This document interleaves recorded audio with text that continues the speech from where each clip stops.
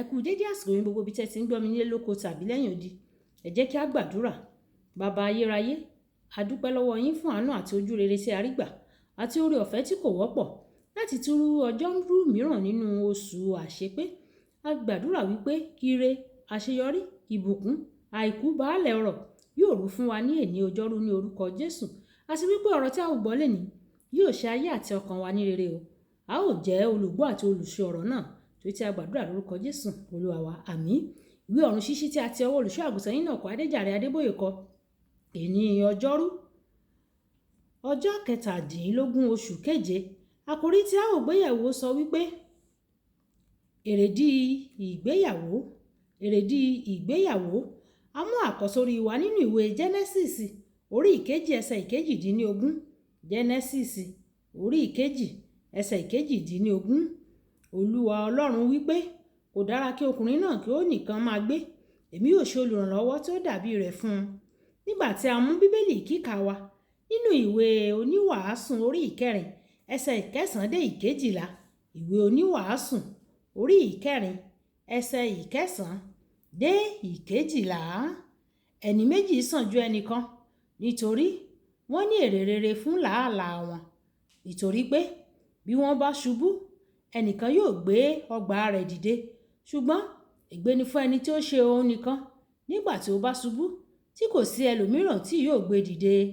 Àti pẹ̀lú bí ẹni méjì bá dùbúlẹ̀ pọ̀, nígbà náà ni wọ́n ò móoru, ṣùgbọ́n ẹnìkan yóò á ti ṣe móoru. Bí ẹnìkan bá kọlu ẹnìkejì, ẹni méjì yóò kó o lójú, àti okùn oníkan mẹ́ta kì í yà á fàjà o. Kí Olúwa kí ó bùkún gbígbọ́ àti kíka ọ̀rọ̀ rẹ̀. Wàyí ẹ tẹ́tí bẹ̀lẹ̀ jẹ́ láti gbọ́ ohun tí olùṣọ́ àgùntàn Enoch Adéjàre Adébóyè ní fún wa ní èní ọjọ́rú. Ẹsẹ̀ àkọ́sórí wa tòní ó sọ fún wa gbàgbàgbàgbà pé a dá ìgbéyàwó sílẹ̀ ní pàtó fún àjùmọ̀gbépọ̀. Ọlọ́run ṣe olùrànlọ́wọ́ tó dàbí rẹ̀ fún Ádámù, kì í ṣe olùbáfigagbága. Èyíkéyìí ìgbéyàwó níbi tí ọkọ àti ìyàwó bá ti ń bá ara wọn figagbága kò ní dúró, nítorí ìwé Máàkù orí ìkẹta ẹsẹ̀ ìkarùndínlọ́gbọ̀n sọ pé ilékílé tó bá yapa sí ara rẹ̀ kò ní dúró. Ọkọ, ẹ̀bùn láti ọ̀dọ̀ Ọlọ́run ni aya rẹ o, láti ràn ọ́ lọ́wọ́ kí o lè mú ìfẹ́ rẹ fún ayé kí o lè mú ìfẹ́ Ọlọ́run fún ayé rẹ ṣẹ. O gbọ́dọ̀ ṣètò àyíká tí yóò fún ní ìwúrí láti lọ́wọ́ dípò kí o máa figagbága pẹ̀lú rẹ. Tí kò bá ṣe oore ọ̀fẹ́ Ọlọ́run àti ìrànlọ́wọ́ aya mi ò lè ṣe ohun gbogbo tí mò ń ṣe nínú iṣẹ́ ìránṣẹ́ lónìí. Béèrè fún ọgbọ́n lọ́wọ́ Ọlọ́run láti mọ ohun tí ìwọ yóò ṣe láti mú kí ọkọ tàbí aya rẹ kí ó lè máa ràn ọ́ lọ́wọ́. Mo máa ń fún ìyàwó mi ní ìwúrí, mo sì tún máa ń fi àyè sílẹ̀ fún un láti ràn mí lọ́wọ́. Mi ò kì í fi nǹkan pamọ́ fún ìyàwó mi o. Dípò èyí, màá kó àwọn nǹkan náà lé lọ́wọ́ láti yanjú rẹ̀. Lẹ́yìn àwọn ètò wa gbòógì bíi ìpàgọ́ wa ọlọ́dọọdún, màá ra àwọn ẹ̀bùn fún un láti sọ pé o ṣeun fún àtìlẹ́yìn rẹ. Èyí máa ń fún un ní ìwúrí láti túbọ̀ ràn mí lọ́wọ́ ní àwọn ètò tó ń bọ̀. Ẹ̀yin aya, ẹ dẹ́kun láti máa bá àwọn ọkọ yín figagbága. Má ṣe tẹ̀lé bí ayé ṣe ń yí lọ yìí o, tí wọ́n ń wá ọ̀nà láti dí ipò ọkọ àti aya po nínú ìgbéyàwó.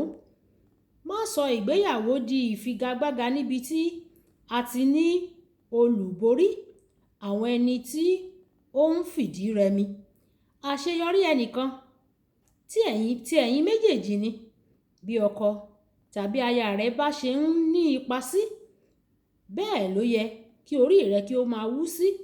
Nínú ìwé Òwe orí ìkọkànlélọ́gbọ̀n ẹsẹ̀ ìkẹtàléníogún, Bíbélì sọ pé aya rere mú orí ọkọ rẹ̀ wú. Ọkọ tí aya rẹ̀ bá ń ní ipa ní àwọn ipò àṣẹ, ó yẹ kí orí rẹ̀ kí ó máa wú ni. Kò dín ọkù o gẹ́gẹ́ bí ọkùnrin. Ó tún buyì kún ọ sí ni pàápàá. Ó sì fi hàn pé o mọ bí wọ́n ṣe ń tọ́jú tálẹ́ǹtì dáradára. Àwọn nǹkan sì ń ṣe rere lójú rẹ àti lọ́wọ́ rẹ. Jẹ́ kí gbogbo àwọn tí ọ̀rọ̀ kàn kópa láti rí i dájú pé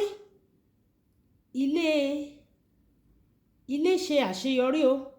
Tí gbogbo àwọn agbábọ́ọ̀lù bá ń gbìyànjú láti jẹ́ atamátàsé kí wọ́n lè fọhùn nípa iye àwọn tí wọ́n mì tìtì, ta ni yóò wá jẹ́ amúlélọ́wọ́ láti rí i dájú pé àwọn orogún wọn kò mì àwọn wọn tìtì? Fún pé o jẹ́ ẹni tó wà ní ọwọ́ ẹ̀yìn láti dènà àwọn mímì kò túmọ̀ sí pé o kò ní iṣẹ́ pàtàkì ní ṣíṣe o. Tó ti àwọn tó jẹ́ atamátàsé, má fi ipò rẹ sílẹ̀ láti figagbága pẹ̀lú àwọn ọmọ ilé rẹ kí o sì pàdánù ẹ̀mí rẹ pátápátá. Dí ipò rẹ mú dáradára. Gbárùkù ti ọkọ tàbí aya rẹ.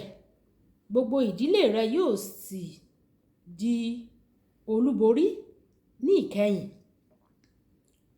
Ọ̀rọ̀ àgbéyẹ̀wò: ó sàn láti jẹ́ ẹni tó ń di ilé mú láàárín ẹgbẹ́ tó ń borí. Ó sàn láti jẹ́ ẹni tó ń di ilé mú láàárín àwọn ẹgbẹ́ tó ń borí ju kí o jẹ́ agbábọ́ọ̀lù tó gbajúmọ̀ jùlọ nínú àwọn ẹgbẹ́ tí ó ń fìdí rẹmi. Ẹ jẹ́ ká sọ pé bàbá mi, Olúwa jọ̀wọ́ fún mi ní oore ọ̀fẹ́ láti jẹ́ kí ìdílé mi kí ó lè máa lọ síwájú. Jẹ́ kí n jẹ́ ẹni tí ó máa di ìdílé mi mú, kó gbé ìdílé mi dúró, kí ìdílé mi àti ìgbéyàwó mi kó sì jẹ́ ọ̀run nínú ayé. A dúpẹ́ nítorí tí ẹ ti gbọ́. Ògo ni fún orúkọ yín. Olúwabùkọ́lá Ayako ni orúkọ mi. Nígbà tí a ó máa pàdé ní ọ̀la, ìpàdé wa bí oyin. Ọlọ́run yóò di ìgbéyàwó wa mú. Ìgbéyàwó wa kò ní dàrú. Ẹ máa share, ẹ máa like, kẹ máa comment nípa ẹ̀ kí àwọn ènìyàn kí wọ́n lè jẹ àǹfààní ọ̀run ṣíṣí Yorùbá. Kí Olúwa kó bùkún fún yín. Ìpàdé wa bí oyin ó dàbọ̀.